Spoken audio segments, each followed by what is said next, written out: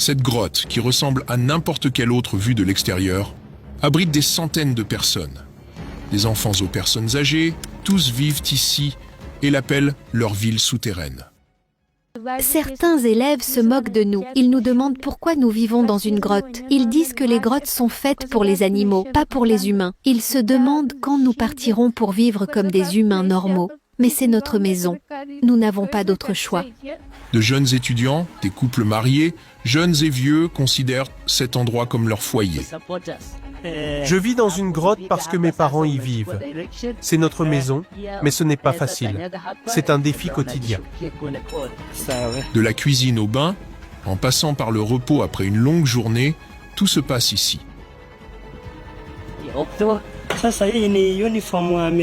Êtes-vous sûr qu'il s'agit d'un uniforme scolaire?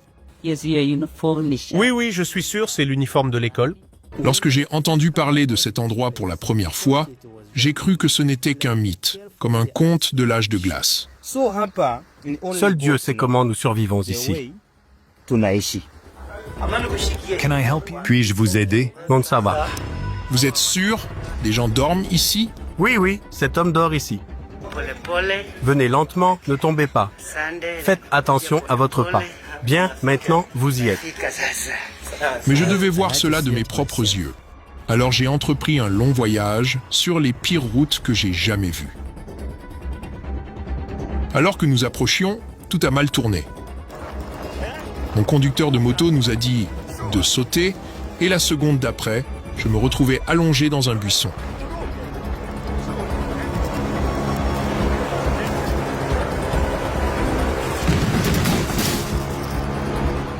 Nous nous sommes écrasés.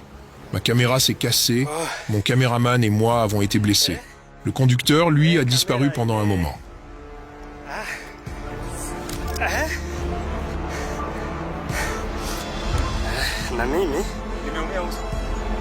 Environ 10 minutes plus tard, il est revenu, accompagné de quelques hommes du coin qui connaissaient exactement notre destination. Ils nous ont guidés à pied pour le reste du trajet, car notre conducteur était trop blessé pour rouler. Le plus gros problème était ma caméra. J'ai dû retourner jusqu'à Nairobi pour la réparer. Un moment vraiment terrible. Mais maintenant, je suis de retour. Nous sommes enfin là, prêts à découvrir réellement comment ces gens vivent dans cette ville souterraine. Ce n'est pas juste une grotte, c'est tout leur univers. Aujourd'hui, je vais plonger plus profondément dans ce labyrinthe souterrain pour révéler les vies cachées sous la surface.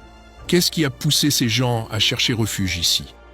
Je suis ici pour dévoiler les dures réalités et la résilience d'une communauté vivant à la limite de l'existence. Contrairement à un conte glamour, cette histoire a besoin de vos yeux et de vos oreilles. Il ne s'agit pas de rendre cette vidéo virale, mais de faire entendre au monde les larmes silencieuses de ces âmes résilientes. Prenez un instant pour aimer et partager leur histoire. Voici leur bureau où, comme à la surface, quelqu'un, une sorte de shérif, doit enregistrer les visiteurs.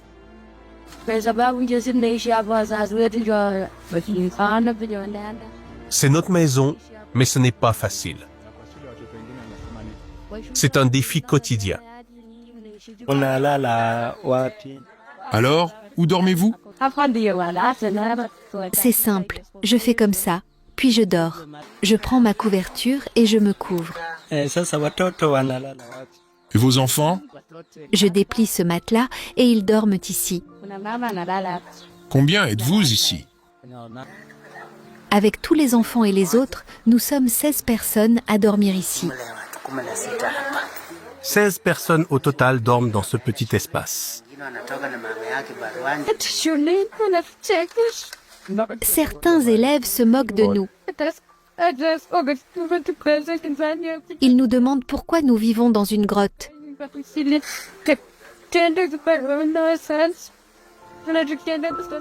Alors que la nuit tombe, nous nous préparons à nous reposer, sachant que demain commence tôt. Nous accompagnerons les enfants dans leur trajet quotidien, vers l'école, un voyage plus difficile qu'on ne peut l'imaginer.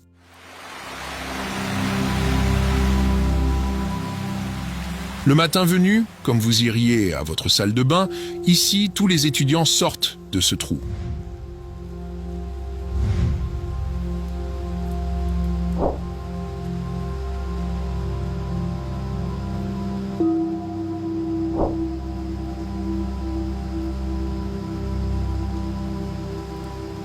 Ils disent au revoir à leurs parents et prennent la route jusqu'à la rivière.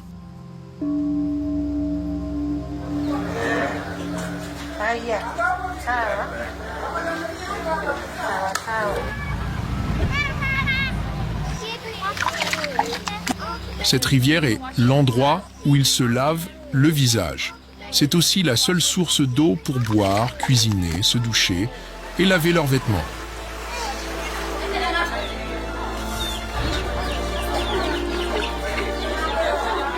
Au début, je pensais que l'école était proche, mais je me suis trompé. Ce trajet s'est avéré être le chemin le plus dangereux pour aller à l'école. Nous devons marcher plus de 15 km, aller simple, soit 30 km par jour, qu'ils aient mangé ou non. Et ce n'est pas un chemin droit, il faut gravir des montagnes. Aucun documentaire ne peut vraiment expliquer ce que c'est que de vivre ainsi.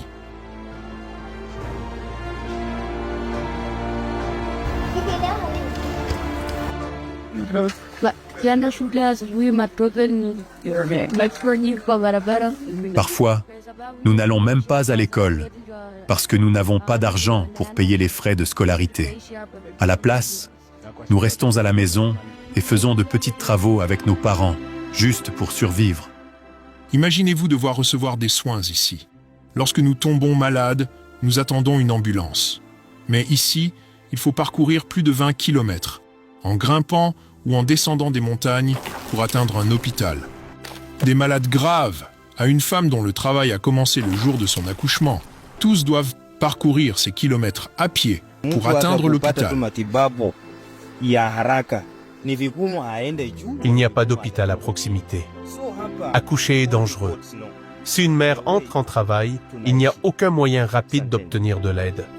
Monter est difficile. Descendre est difficile. Seul Dieu sait comment nous survivons ici. Quand il pleut, il faut inventer une nouvelle façon de marcher. Sinon, on peut glisser sous la montagne. Et ce pourrait être la fin de l'histoire. En chemin, certains élèves n'arrivent plus à marcher. J'imagine depuis combien de temps ils n'ont pas mangé, ou peut-être sont-ils malades. Certains jeunes enfants doivent porter leurs petits frères et sœurs, car ils ne peuvent pas revenir en arrière. Ils doivent continuer jusqu'à l'école. Quelle tristesse. Notre plus gros problème, c'est la faim. Quand nous rentrons à la maison, il n'y a rien à manger. Certaines filles se font avoir. On leur donne un pain, juste un petit morceau de nourriture. Et en échange, elles acceptent. C'est ainsi qu'elles finissent enceintes. Oui, certaines accouchent même chez elles parce qu'elles n'ont nulle part où aller. La faim est insupportable. Imaginez ne boire que de l'eau chaude le matin, puis aller à l'école le ventre vide. Vous rentrez à la maison et c'est la même chose. Le lendemain, votre mère fait encore bouillir de l'eau, juste pour que votre estomac ne vous fasse pas mal. C'est notre réalité. Et quand on n'a rien, on devient vulnérable.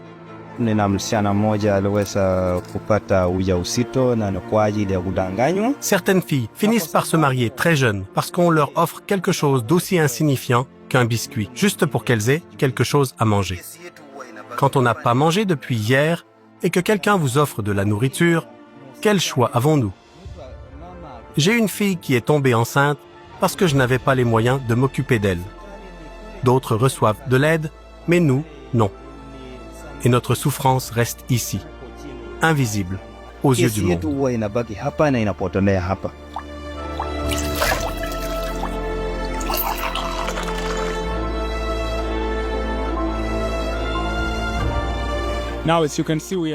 Maintenant, comme vous pouvez le voir, nous avons parcouru plus de 15 km.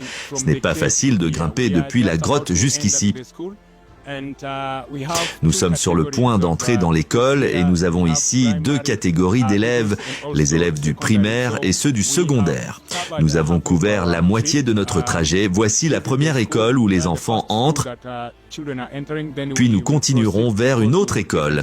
Mais comme je vous le dis, ce n'est pas facile. Vous avez vu certains d'entre eux marcher en s'aidant même de leurs mains, car l'ascension est très difficile. Enfin, nous sommes arrivés à l'école. Je suis reconnaissant d'être en vie, mais comment allons-nous rentrer? Les élèves ne peuvent même pas se concentrer tant ils sont fatigués pour réfléchir aux mathématiques ou à la physique. Les enfants n'ont pas de pull, et même lorsqu'ils en ont, ils sont trempés. Ils grelottent de froid, affamés, incapables de se concentrer. Et si vous avez faim, pouvez-vous vraiment entendre ce que dit le professeur?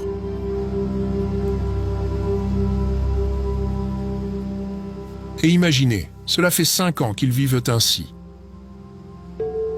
Ces gens sont-ils laissés ici pour périr? Parfois, d'énormes rochers tombent du sommet de la grotte. Un jour, un rocher est tombé en chute libre, se dirigeant droit vers la tête de cette femme. Mais par miracle, il a heurté son épaule à la place. Si cela l'avait frappé à la tête, elle ne serait plus en vie aujourd'hui. C'est le risque avec lequel nous vivons chaque jour. Nous demandons de l'aide depuis très longtemps, mais rien ne change. Nous avons perdu espoir. Si un jour nous recevons de l'aide, ce sera un miracle de Dieu, pas d'un être humain. Alors que nous rentrons après une très longue journée, les élèves retournent vers ce qu'ils appellent leur maison, la grotte. Ici, ils cherchent un peu de lumière, que ce soit celle de la lune ou autre, pour réviser leur cours. Leur seule source de lumière est le soleil et la lune. Après avoir révisé leurs leçons, la nuit tombe. Ce soir, il n'y a pas de clair de lune, pas de chance de continuer à étudier ou à faire leurs devoirs.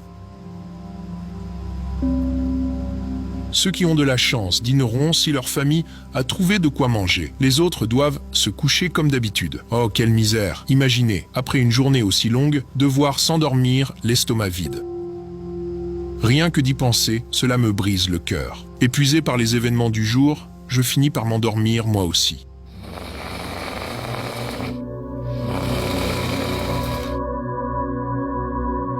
Au réveil, une question me hante. Qui est responsable de ces souffrances? Le gouvernement? Le créateur? Ou quelqu'un d'autre? Ces familles sont arrivées ici il y a des années, lors de la distribution des terres. Elles vivaient sur le mont Chebieu, mais quand le gouvernement a alloué des terres, elles ont participé au tirage au sort. Et elles ont perdu. Elles n'avaient nulle part où aller. Sans terre, elles ont déménagé à Chezakoyou et ont commencé à cultiver en 2012. Mais plus tard, le gouvernement les a expulsées, affirmant qu'elles détruisaient la forêt. Elles se sont retrouvées sans abri. C'est à ce moment-là qu'une veuve généreuse leur a permis de rester ici. Elles sont là depuis, mais la vie n'a pas été facile. Pendant le Covid-19, certaines familles sont parties parce que nous étions trop nombreux et l'adjoint du chef a dit que nous devions nous séparer. Ceux qui n'avaient nulle part où aller sont restés, 11 familles. Elles dorment sur des moustiquaires et du papier. Elles n'ont pas de vrai lit. Elles luttent pour survivre chaque jour. Nous demandons de l'aide au gouvernement, aux bienfaiteurs, à quiconque peut faire une différence. Ces gens méritent une chance de vivre dignement, d'avoir un foyer, de manger, d'étudier, de rêver. Dieu a créé l'homme et l'a placé dans le jardin d'Éden. Ces gens aussi méritent un endroit à appeler chez eux. Nous demandons aux bienfaiteurs de travailler avec le gouvernement.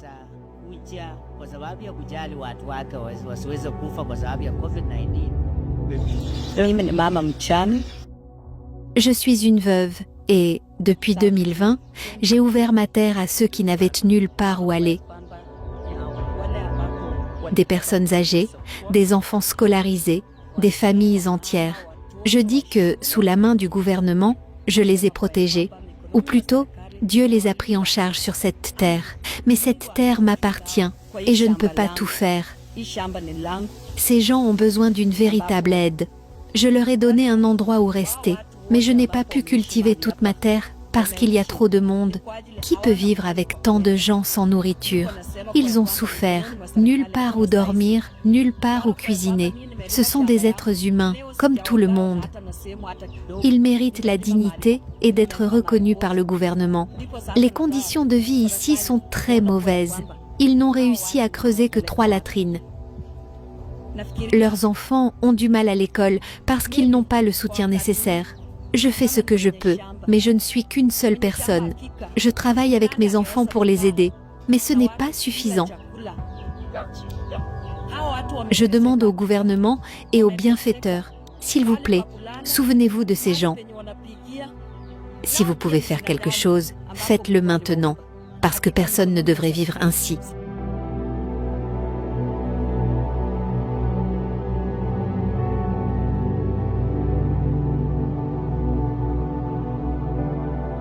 Après réflexion, je réalise que je ne suis qu'un journaliste, pas un juge. Mon rôle est de vous montrer l'autre visage du monde. Si quelqu'un qui regarde cette vidéo peut aider ces gens, qu'il le fasse dès maintenant. Ils ont survécu 5 ans dans ces conditions, mais même les plus longues guerres finissent par briser les soldats les plus forts. Comme nous l'avons vu dans les documentaires de préhistorique, l'humanité a toujours trouvé des moyens de survivre. Continuons à faire de même pour ces familles. Je lance une grande campagne pour les soutenir. Regardez leur vie changer en direct sous vos yeux. Cliquez sur le lien « Giving Life » dans la description de la vidéo et dans le premier commentaire épinglé. Votre aide peut vraiment faire la différence.